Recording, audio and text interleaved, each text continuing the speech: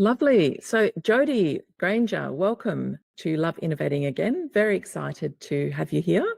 You've had a really interesting career in that you've had a lot of time in corporate organisations, and now you still do work in some corporates, but the role that you undertake in that is a little bit different because you have a wonderful consultancy called Healthcare Innovated, Yes. because of your subject matter expertise in healthcare.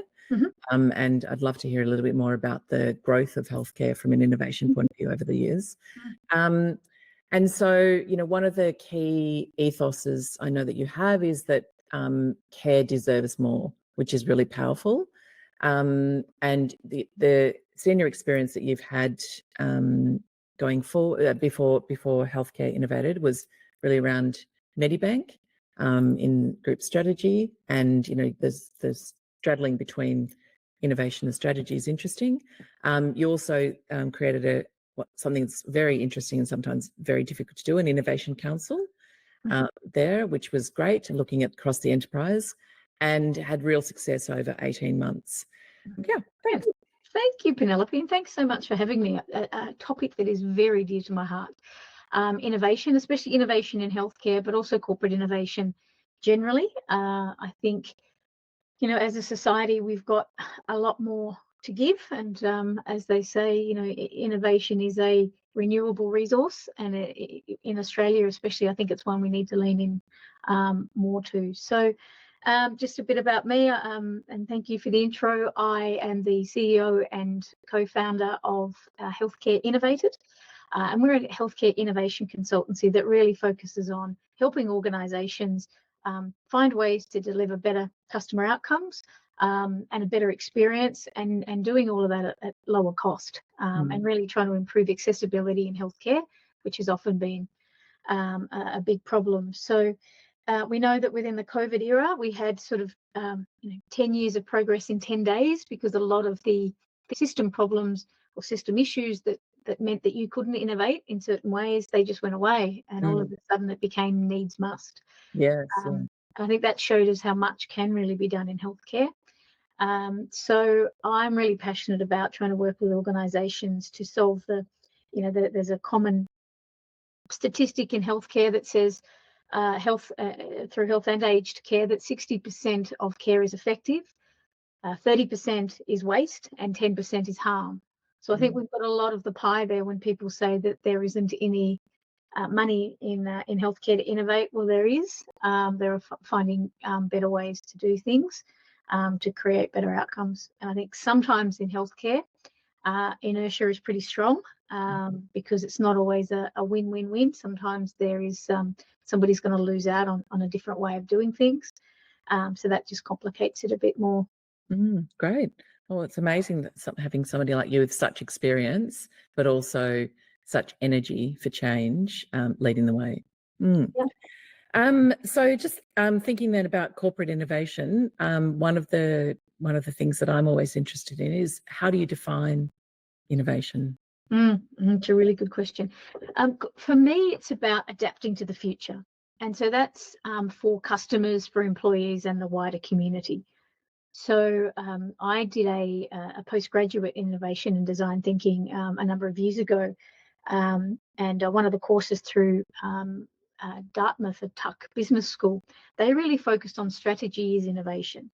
And they used a really clever formula that said, if strategy is about leadership for the future, and if leadership for the future is about adapting to change, and adapting to change is innovation, then if you cross out the middle bits, strategy is innovation. Yes. So I think, it's really important that for customers, for staff and for stakeholders, that we continue to focus on, what is the future look like, and how can we make sure that we stay not only relevant, but a big contributor to what is better. Yeah. And is that a pun? Better because you're in healthcare? Exactly. So I know you've had incredible success in your corporate career, and then more recently in your consultancy. Can you think through some of the experiences you've had where you've been stopped in your innovation journey, or the organisation hasn't been able to get exactly where you thought they might get? Absolutely. In fact, I go back to one of the first big innovation opportunities I had, which was 15 years back. The organisation had some acquisitions and was looking for some ways to create synergy. So they created a big program and they invested $1.5 million in the program. And we had 3 product ideas that combined together would create quite a strong innovation for workplace health we were looking at the time. And these were innovations that, were around better ways to do EAP, employee assistance programs, or better ways to do injury management, better ways to do absence management. So really big problems that the corporate world had. Now we had some great expertise. We had great collaboration. I think the problem was the know-how, right? To really get out there and test things. We spent too long in the lab, so to speak. We didn't have the right digital support. We were put in the back of the queue for any sort of IT support, and the business was, like most corporate businesses, always under pressure and never enough time. And so when innovation continues to get put at the back of the queue for when there is time, that's never going to happen. So sadly, we ended up of that 1.5 million, gave about $1.3 million back to the board, which, no one ever likes to give money back. But we just couldn't get through it. We didn't have, I guess, the capability to move. And I think that really taught me in hindsight, I can see how with the right innovation practice, and the right setups and the right alignment, the right tools to be able to build in a more agile way, and go out and prototype, and the right commitment to different performance measures and the way to measure things and how they're going, it would have been a lot different. So that's what I did then, probably nearly 10 years after that. Is I set up an innovation council that literally had all of those things that were missing. And the difference between able to see then, we actually spent less than $1 million in a year, and we're able to get, a dozen initiatives through, let alone 3. So it really is that setting up the right systems and the right processes to be able to accelerate some things and then stop some things. As we know, it's a portfolio approach to innovation, and if it's not working, then let's call it and stop it early. Yeah, absolutely. And I think the most interesting thing for me in that story is the timeframes you're talking about. So it does take a while in some organisations, or in most organisations, for that intellectual and organisational maturity to be in place, so that you can enable something like an innovation council, and also that you can line up all of the components that are required to get those initiatives through.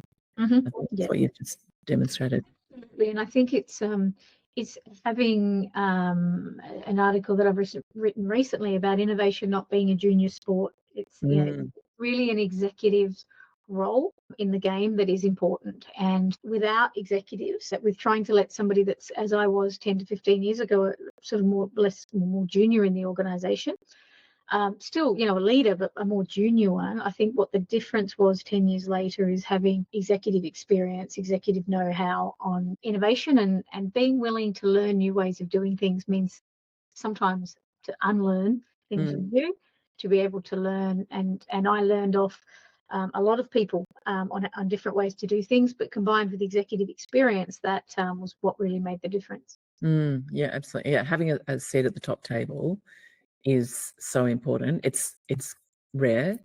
I mean, do you have a sense that the number of chief innovation roles and innovation being discussed in C-suite and organizational boards is increasing? Look, I'd like to say it was, but I'm not sure. I think it goes up and down with the economy, to be honest. I think sometimes they feel a bit discretionary, where they'll get sort of more gravitas when things, might be going a bit better, and then they tend to get consolidated in with other roles, and the more diluted they get, like anybody's role in innovation, if it starts off being 2 days a week or 3 days a week, and then it gets dropped to half a day a week, it's really not feasible to think about that. So look, I think I'm a big advocate of having a chief role that reports to the CEO to really move innovation and create the dedicated space and teams that need to pursue new ideas and opportunities. I think there are some companies that do it well and commit to that, but I think there's a long way to go. Yeah. So let's have a chat then from your experience about who does do it well. So what have you seen that's working well? Yeah. Look, I think organisations, I mean, you look at DBS Bank, they're always an example that come to mind. They tend to do innovation very well, and they, they've committed to it. They started their digital transformation 10 years ago, and they were really disciplined. They cut, they pruned a lot of things that weren't adding value. They had a lot of good discipline around listening to customers. So getting really, really clear on listening to customers, and that continual iteration. Iteration, is innovation. We've got to keep learning from that. So I certainly think they do it well. I mean, obviously, you've got big companies like, Amazon that do a nice blend of sort of transformational, sustaining, and efficiency-based innovations. I think what we tend to see, certainly in Australia and certainly in healthcare, is you get a lot more efficiency-driven innovations, maybe a little bit around sustaining, but very little that really impacts the business model.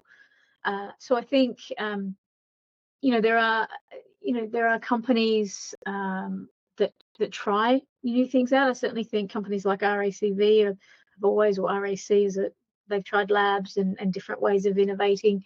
I think thinking about as I said at Medibank, I think they do innovation reasonably well. But I think there are, it's about the commitment. And often when people change, everything changes. I think we look at, you've got to really be focused on the vision and the strategy. And I think if we use Lego, as there's always another example that comes to mind, they really struggled in the early 2000s, and they had market share that was dropping considerably. And their CEO came in, he was younger, and he was very focused on how do we make Lego the Apple of toys.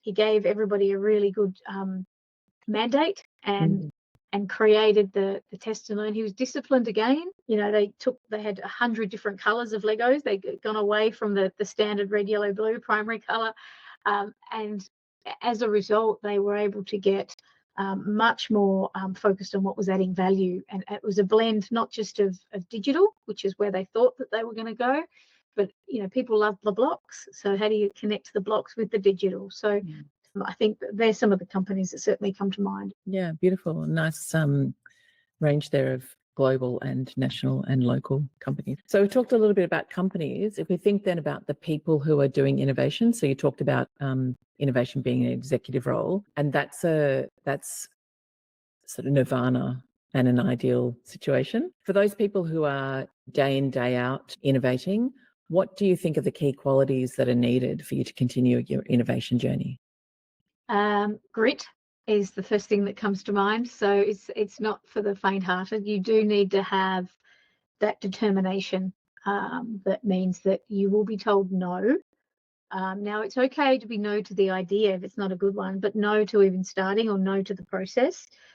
You've got to find persuasive ways to move things through the organisation, and that can be a mix. I mean, I've used a mix of calling out what the threat will be. Do we want to become the Kodak of health insurance? And because people do often react more to the threat of loss than they do the opportunity of gain.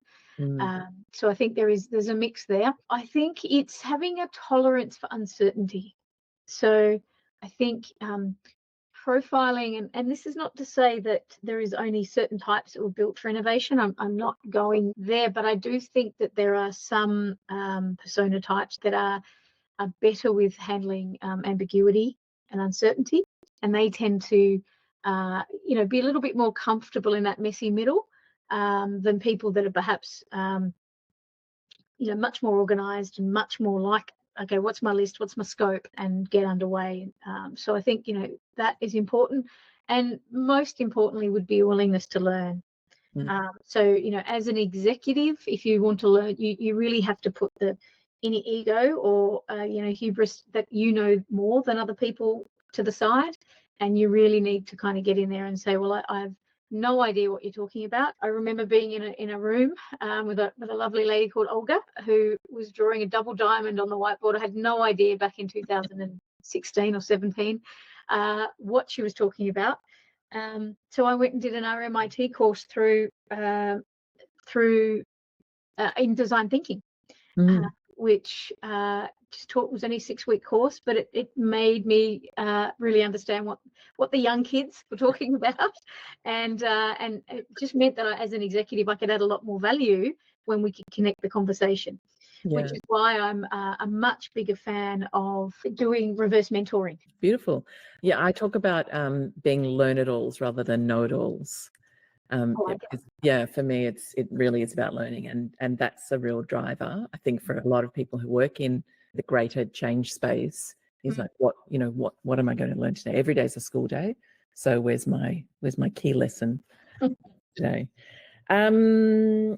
Okay, so you've talked a little about starting from scratch in a couple of different spaces. What's your wise counsel to those who are going into an organisation or might be in an organisation at the moment and might have been doing that sort of 2 days, 3 days, and now are going to be focused full-time on innovation and driving innovation? What would you say to people? Sure. So I have a principle, very simple, called ABC methodology, which starts with A is align. So you've got to align from the top. So I know you can't always get to the board and to the executive, but trying to find ways, even if it's bringing independent or external facilitators in, to really have an alignment of what is your innovation intent, right? How does it connect with your strategy? What does it look like from a blueprint point of view? Because if you think you're off doing orange, but you know the executive or somebody thinks that you were doing blue, then you're going to run into trouble, and often that trouble is picked up too late. So just getting an alignment on just the general boundaries, I guess, connecting it to the strategy, doing a bit of, I think, starting with a bit of a diagnostic, right, on where are you today? So where are your digital capabilities, your cultural, your change, your innovation methodologies? Do you use a single one through the organisation or do you use multiple? And so there's no right or wrong, but it's just really having a look at where are you today, so you know your starting point, to when you develop your innovation strategy, you know where you want to go. It just really helps you understand what's the today and how do I get to tomorrow. I think we then move into the B, which is your build, and that's building a bit of momentum. So I'm a big fan of trying to get a lighthouse initiative up, which almost gives the organisation a bit of a meta awareness of, let's look at the process as much as we are the product or the initiative, and how did that process work? And the build is from human-centered design principles, of course, innovate, test, a lot of user-led. And then when you're coming down to what is the solution, making sure that you're doing some experimentation and some simulation around what is this, what's it going to look like, a bit of role playing, those kind of things. So people in the organisation can almost take it off the paper and see what it's going to look like. And then C is really the important one, which is commitment. Often people get sort of halfway across the bridge to the greener grass, and then it's a bit hard and they think they'll go back to status quo. Having the right levels of measures in place. So if you thought you were going to get a 60% participation rate and you're only getting 40%, making sure that you stay disciplined to that as well. So, okay, if we're not getting that, then do we pivot or do we stop? Getting better at doing those measures and then building in the learnings will help with that commitment, because, you know, as they say, you know, you fall in love with the opportunity, not the idea. So having that will create commitment of measuring too. So the CFOs can say, well, okay, I may have lost some money over there, but we learned a lot over here, and then we fed that back into a 10xer over there. So that portfolio approach to commitment and making sure it is disciplined and people aren't seeing it as just the airy fairy stuff that people do in a room with post-it notes that you know, people often think won't go anywhere. Yeah, absolutely. Great. Okay, so what's one message you would leave innovators or change makers with? The one, that's a good question. One-ish. Look, I think it's that keep your purpose. Like you need to, I'm a big fan of adaptive leadership. Adaptive leadership is that space where you end up in sort of complex, uncertain situations. And I think that's where innovation sits. And one of the key things that you can do around innovation and adaptive leadership is build yourself a holding environment. So build yourself your allies, because you will get detractors and naysayers. You're not going to be able to change everybody's mind, but build the environment full of people that do sponsor you, do support you, and just keep focused on your purpose and try and be aware of biases that we all suffer from. And then, just try and really hold clear to purpose and have the right people around you. Yeah. Everyone needs a cheer squad. I talk about it as a personal success board. So who's in place to help you, but who's also there to provide some radical candor, and then who's talking to you internally, but also externally. So you can see, because sometimes I don't know about you, but sometimes innovation can be a lonely place, but equally it can be a place that we love. So the last thing to hear from you, what do you love about innovating? Wow, that's a very good question. I love seeing the difference it can make. I love watching problems being solved, and I love being able to watch people come up with the ideas themselves. So when I teach healthcare design, for example, and people have a design challenge that they work through, and then they pitch it at the end of 6 weeks, and they've gone through quite a disciplined human-centered design process to be able to get to their solution. I love watching the aha moment that they get, that the pennies dropped, that there are faster ways that we can do things, and that, you know what, you don't need to be a creative type to innovate, that everybody is innovative and can create a better future. Lovely. Well, thank you. I have loved having this chat with you, and really would like to wish you well in your ongoing innovation career, especially in healthcare and aged care, because it's really needed and sounds like you're doing some amazing work there. So thank you. Thanks, Penelope. It's been great to chat. So thank you.